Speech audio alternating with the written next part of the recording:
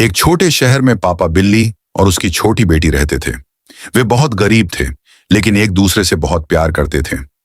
एक दिन बेटी ने बाजार में एक लाल ड्रेस देखी और चुपचाप मुस्कुरा दी। पापा समझ गए कि बेटी को वह ड्रेस पसंद है। उन्होंने कई दिनों तक ज्यादा मेहनत की और पैसे जमा किए। एक शाम उन्होंने बेटी को वही ड्रेस दी।